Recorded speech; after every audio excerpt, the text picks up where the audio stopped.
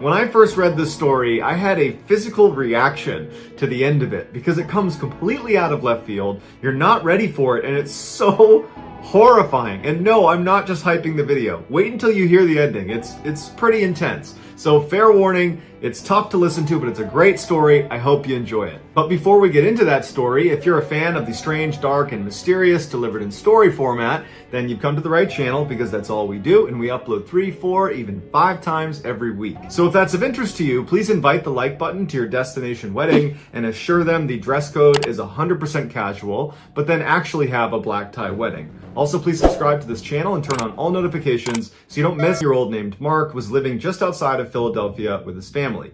And for the past few summers, he and his siblings would go up to this summer camp on Mount Kitney in a rural part of New Jersey, and they would stay there for about 8 weeks every summer. And this year would be no different. So on June 23rd, Mark and his siblings and his family loaded up the minivan, and they began their 2.5-hour commute up to Mount Kitney. When they arrived, the parking lot is filled with parents dropping off their kids, and there's already a batch of campers that had arrived already that are coming down to meet the new campers. And in the middle of all of this chaos, one of Mark's friends from the previous summer, his name was Kyle, he was the same age as Mark, he saw Mark and he runs down and he excitedly tells Mark that they had been placed in the same cabin this year. And so Mark is thrilled. The summer is already off to a great start. So for the next hour or so, Mark and his siblings and Kyle, they began moving all of their stuff up to the cabins. And then at some point, all the parents left and all the campers were instructed to head over to the big dining hall where the camp director and some of the camp counselors were going to go over expectations and scheduling over the next few days. So Mark and Kyle make their way over to the dining hall. They sit down at one of the long tables next to a couple of their buddies, and they listen in while the director goes over the rules and the regulations. And the director would make a special point, like they do every year, to remind all the campers that the faraway dock is absolutely off limits. So don't ask about it, don't try to swim out to it, just leave it alone. The main cluster of buildings that made up the camp was situated right up against this huge man-made lake that was quite long and fairly narrow. And on one side of this lake was the designated swimming area, and then this side they didn't even use for the camp. And within the swimming section, there was a main dock that extended fairly far out into the water that they divided. On one side was the weaker swimmers, and on the other side of the dock was the more advanced swimmers. And then farther out past the dock were these 2 floating docks, these square floating docks. There was one that was maybe about 10 meters away from the head of the main dock. And then there was the so-called faraway dock that was absurdly far away. In fact, no one really knew why it was out there to begin with. It was at least 100 meters away from the head of the main dock. There were lots of conspiracy theories about why the faraway dock was actually off limits, because the camp staff never actually explicitly said what their reasoning was for not allowing anyone to go near it. They just said it was very dangerous. Most campers believed it was just because the faraway dock was so far away. It was a dangerous swim to be making, even for an experienced swimmer. Other campers had heard a rumor that years earlier, someone had swam out and then gotten sucked underneath. There was apparently some suction underneath this dock, and they got sucked underneath and they drowned. And then the most outlandish conspiracy theory was the dock was not actually a dock at all. It was a lid that was covering over a secret tunnel that went into the lake. But regardless of whichever conspiracy theory the campers believed in, the faraway dock had developed a very spooky reputation, and they did not need to be told twice to not go near it. No one's going near it. Well, unless you're Kyle. After the director and some of the counselors had gone up and spoken, the campers were allowed to finish their meal and then make their way back to their cabins. So Mark and Kyle finish their meal and they start walking back. They go into their cabin. They're getting set up in their bed. Their 2 other cabin mates come in and they're all kind of chatting and joking around. And at some point they turn off the lights and they want to go to bed. And after a little while, after the lights have been turned off in the cabin and everyone's trying to sleep, Kyle breaks the silence by saying, "Hey guys, I really want to swim out to the faraway dock this summer." Now, Mark and the other 2 that were in there with Kyle had heard Kyle say this before. He talked incessantly the summer before about wanting to swim out to the faraway dock, but he never did, and he really never showed any serious attempt at wanting to go out there. And so when he's saying this now, they're not taking him seriously at all. And so they kind of laughed and said, "Yeah, it's pretty creepy, that dock out there. I wonder why we can't go out there." and they kind of had a quick discussion about, the various hot theories around why you can't go out there, and ultimately they just kind of wrote it off and went to sleep. The next morning, Mark and Kyle got up and began their walk over to the dining hall to get some breakfast. And on the walk, Kyle says to Mark, "Hey, I want to swim out to the faraway dock today at lunch. Will you come with me?" And so to this point, Mark has only ever heard Kyle talk about the faraway dock and going to it in theory. There's never been a timestamp of this is when we're going to do it. And all of a sudden, Mark's thinking, Kyle might be serious. He might actually want to do this. And so Mark looks at Kyle and he's like, "Are you sure that's a good idea? Because I know there's lots of theories about why we can't go out there, but it's pretty clear the camp counselor and the director believe it's a dangerous place." And Kyle just kind of smirks and he's like, "I don't believe that. My dad told me that dock is probably just rotting and that's why they don't want us to be on it. And so I think as long as we're not jumping on it and we stay towards the edge of the dock on the main beams, we should be fine." At this point, Mark wants to convince Kyle not to do it. So he takes another approach. And he goes, "Well, Kyle, what about the swim out there? I mean, that's a difficult swim and, you're not their best swimmer. So how do you feel about that?" And Kyle shrugs and he's like, "We'll just take some pool noodles and we'll take our time going out there. And hey, if I start drowning, you can just rescue me." Mark started to get the sense that this was going to happen whether he participated or not. And Mark's thinking to himself, if he goes and he's successful at getting out to the faraway dock and I basically back out because I'm too scared to go, I'm going to have a whole summer of living that down and spending all my time with this guy who's going to rub it in my face. And so Mark didn't know what else to say to Kyle and he just says, "All right, if you go, I'll go with you." So Mark and Kyle go in, they have their breakfast, and then afterwards they split up because they each had different activities that morning. And so they don't see each other for a couple of hours. And then it comes to be lunchtime, and Mark knows this is the time they were going to swim out to the faraway dock. And he's hoping as he's walking towards the dining hall that somehow Kyle's forgotten or has changed his mind. And as he gets right in front of the dining hall, he hears Kyle yell his name. And he looks to the side of the building. There's this big forest right next to the dining hall. And he sees Kyle, and he's got his bathing suit on and his pool noodle in hand. He's got an extra one as well. And next to Kyle are his two other cabin mates who also have bathing suits on and are also holding pool noodles. Mark's pretty disappointed at this point because now it's really happening. He had put on his bathing suit, so he's ready, and he walks over to Kyle and his other two cabin mates, and the whole time he's kind of hoping that a camp counselor or one of the directors will see him and will question them and stop them from doing what they're about to do. And so he's kind of taking his time, looking over his shoulder, trying to be extra suspicious as he walks across this field, like, "Look at me, I'm doing something bad, I hope no one catches me." And he makes it to the tree line and no one catches him. And Kyle hands him his pool noodle. And then Kyle and the other two cabin mates turn and start kind of walking/running into the woods, and Mark follows after them. And as they're running, Kyle turns around and tells Mark that their cabin mates didn't want to be left out, and that's why they're here. And Mark had a sinking feeling that probably they had the same reaction that he did, which is, if I don't do this with him, he's going to rub this in my face for the whole summer and I'm living with him. And I'd rather just swim to this horrible dock than put up with that for the whole summer. And so they finally make it to the swimming area and they have their main dock that juts out into the water. And then there's the closer floating dock. And then way over there is the faraway dock. And as soon as they get onto the beach, they're kind of exposed. And the main camp, if they were down at the water's edge, they could look and see them if they were looking in that direction. And so the boys immediately get into the water and they put themselves up against the main dock, kind of obscuring them from view from anybody that's over at the main side of camp. And they begin swimming out to the faraway dock. The swim out was super easy. It's beautiful outside, it's sunny, the water feels great. They had their pool noodles to rest on, so not much energy to actually do the swim itself.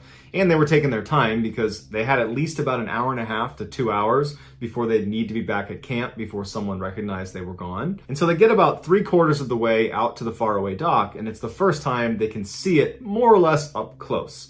Because before this, none of them had been to the faraway dock and had never been close to the faraway dock. So this is the first time they're really getting a good look at it. And the dock is pretty unremarkable. It looks a little bit more beat up than the other dock. The wood is more gray and it looks like there's probably a good amount of splinters on there, but it definitely does not look like it's so rotten that if they climb on it, it's going to collapse under their weight, which makes them happy because now they know they can actually get on it and take a break from swimming for a second.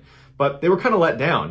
They're nearing this thing that's become almost like folklore within their camp, and it's just kind of a huge letdown that it looks like any other dock. They finally made their way right up to the ladder, which was fairly rusted over, and Mark was actually the first one to be in front of the ladder, and he was about to grab it and step onto it when he stops. and the other three are right behind him, and they're like, what? And he goes, look at that. And on the ladder is this thick-bodied, wide, fat spider with long legs that's just perched on the rung of the ladder. And so the boys all see the spider, and they're like, okay, number one, I'm not touching that ladder. I'm gonna be climbing up somewhere else. I'll figure out a way to get on this dock that does not involve this ladder. And two, how did the spider get out here? It's huge. What is it doing out here? Like, where did it come from? There's no land around us. But they're like, you know what, whatever. There's one random spider on this dock. Can't be a big deal. And so they make their way over to the side, so away from the ladder. And Mark actually grabs onto the edge of the dock, the wood, and manages to pull himself up, and they push him up as he gets up there. And Mark turns around and he hoists up Kyle, and they end up hoisting up the next two. And before long, you have all four on the dock, and they're looking at each other and they're feeling pretty good about it. Even though it was a letdown that there's not much going on out here besides maybe that weird spider, but it'll make for a great story. And they couldn't wait to get back and tell their friends that they had made it out to the faraway dock. So they weren't ready to just jump right back in the water and go right back to shore. So they laid down on the wooden slats of the dock itself, and they just enjoyed laying in the sun. And as Mark's laying there, he hears a very distinctive scratching sound or rustling sound that's coming from right underneath the floorboards that he's laying on. And the dock itself was resting on these big blue barrels to stay afloat. And so Mark's laying there thinking maybe the barrel is rotating underneath the wood and it's causing a weird sound, or maybe there's some residual waves from us moving around and displacing the water that's, lapping up against the side of the barrels. But Mark at the time was not really overanalyzing this. This is just his initial thoughts of what the sound could be. He's not remotely concerned about what the sound is. He just took stock of it. And at some point, Mark and the other guys stand up because they're kind of bored of just laying there, and they start goofing around and pushing each other and trying to see if they can push each other off of the dock. And then they start playing one of their favorite games that they play on the other floating dock, where they all kind of shimmy to one corner of the dock and try to get that side to begin to submerge without falling off. So the boys shuffle to the corner of the dock, and they're all kind of jokingly jockeying for position, because they're going to flood this side and they don't want to fall off. And so they get in position and the dock starts to sink. And so after about a third of the dock was now underwater, they start hearing a scratching sound like the one Mark had heard when he was laying on his back. And all of a sudden, hundreds of those huge, thick-bodied, long-legged spiders start coming out from underneath the dock through the breaks in the wood. They're pouring out frantically, trying to climb out from underneath the dock because the boys have just flooded their nest. And so hundreds of these things are pouring out from underneath and sliding down towards the boys because it's on an angle. And Kyle, in a panic, loses his footing and falls face first onto the dock. But because his weight shifted so quickly, the dock went down flat again, and now Kyle's laying on the dock as these spiders are swarming his body, getting in his hair, and Mark and the other two are still on the dock, and they can feel the spiders at their feet, and they jump into the water. And Mark, as soon as he hits the water, he sees there's hundreds of spiders in the water. They're all over the place, and that's when he feels one in his hair, and he's trying to swat it off of his head, and he dives underwater thinking that's going to get rid of it, but no, he feels it grip down tight on his hair, and he had to reach up and actually grab the body of the spider and pull it off of his hair. He swims up, there's more spiders around him, and he frantically starts swimming away, and he hears Kyle screaming, and he sees him jump into the water, still trying to pull spiders off of his body. And then the boys would swim as fast as humanly possible to shore, the whole time either literally pulling spiders out of their hair that were clinging to their hair or their ears, or believing, because they just had this horrible experience, that there are more spiders on them. And so the whole time, they're pulling spiders off, even if they aren't there. Like Ricky Bobby in Talladega Nights, he thinks he's on fire when he's not. That's the situation they're in, but with spiders.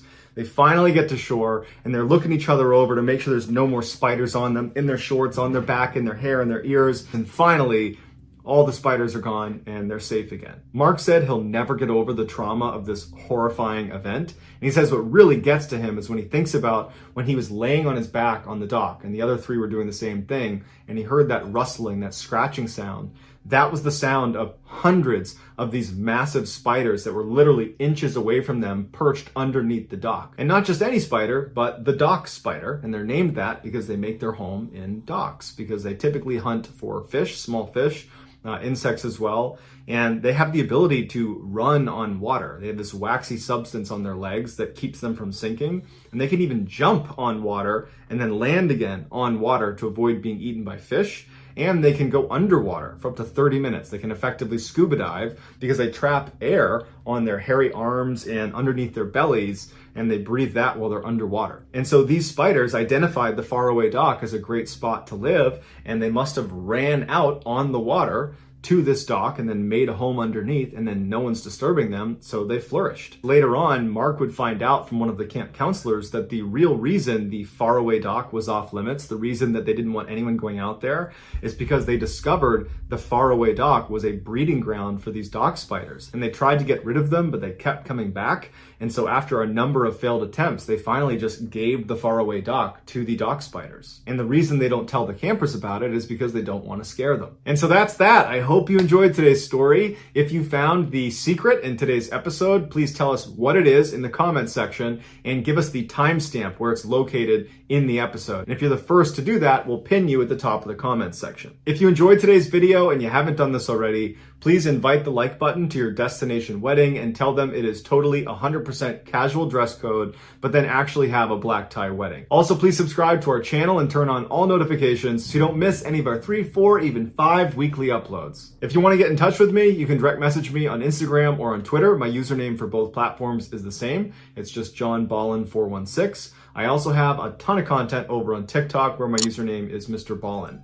If you have a story suggestion, please submit it to our subreddit just called Mr. Ballin. It's linked in the description below. So whether I see you on Twitter, Instagram, TikTok, Reddit, YouTube, some combination, just know that I really appreciate your support. And until next time, that's going to do it. See ya.